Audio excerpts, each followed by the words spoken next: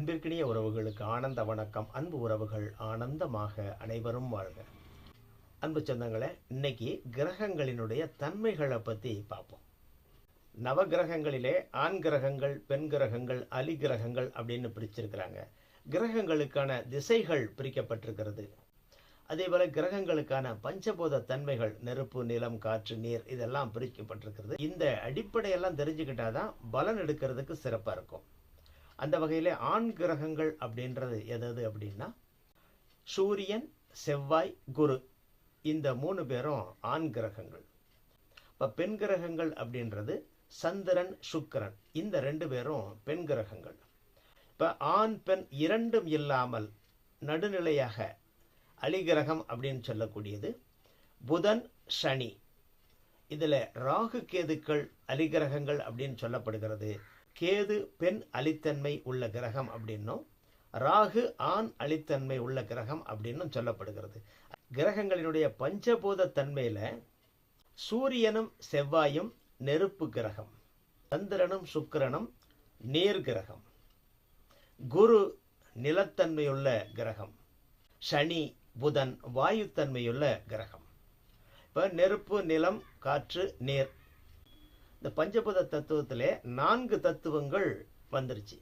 5வது ஆகாய தத்துவம் அப்படின்னு ஒன்று இருக்கு. இப்போ ஆகாய தத்துவம் அப்படின்றது சிந்தனையை குறிக்கக்கூடியது, எண்ணத்தை குறிக்கக்கூடியது, சிந்தித்து செயல்படுவதை குறிக்கக்கூடியது.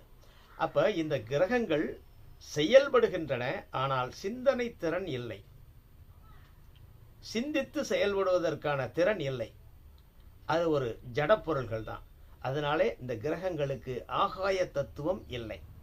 ஏன்னா சிந்தனை, எண்ணம் அப்படின்றது கிரகங்களுக்கு இல்லை. அப்படின்றதுனால ஆகாய தத்துவ கிரகங்கள் இல்லை. அதனால் பஞ்சபூத தத்துவங்களிலே 4 தத்துவங்கள் தான், நெருப்பு, நிலம், காற்று, நீர், இந்த 4 தத்துவங்கள் தான் கிரகங்களுக்கு கொடுக்கப்பட்டிருக்கிறது. அதே போல கிரகங்களுக்கான திசைகள் கொடுக்கப்பட்டிருக்கிறது. இப்ப கிழக்கு திசையை குறிக்கக்கூடியவர் சூரியன், மேற்கு திசையை குறிக்கக்கூடியவர் சனி, தெற்கு திசையை குறிக்கக்கூடியவர் செவ்வாய், வடக்கு திசையை குறிக்கக்கூடிய கிரகம் புதன். ஈசான்ய மூலை அப்படின்னு சொல்லக்கூடிய வடகிழக்கு மூலை அது குருவினுடைய திசையாகவும், அக்னி மூலை அப்படின்னு சொல்லக்கூடிய தென்கிழக்கு மூலை அது சுக்கிரனுக்கு உகந்த திசையாகவும், கன்னி மூலை, நெருதி மூலை அப்படின்னு சொல்லக்கூடிய தென்மேற்கு மூலை ராகுவினுடைய திசையாகவும், வாயு மூலை அப்படின்னு சொல்லக்கூடிய வடமேற்கு திசை சந்திரன், கேதுவினுடைய திசையாகவும் குறிக்கப்படுகிறது. அதே போல பஞ்சபூத தன்மையிலே ராகு, கேதுக்கள் நெருப்பு கிரகமும் இல்லாமல், வாயு கிரகமும் இல்லாமல், அது ஒரு புகை கிரகமாக இருக்குது. அதாவது நெருப்புன்னா எரிஞ்சுக்கிட்டு இருக்கணும், அதுலேருந்து வெப்பம் வரணும். வாயுன்னா வேகமாக பரவிக்கிட்டு இருக்கணும், காற்று.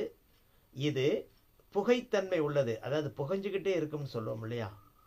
நெருப்பு வெளியே தெரியாது, ஆனால் அந்த புகை மட்டும் வரும் இல்லையா, அது போன்ற ஒரு புகை கிரகம்.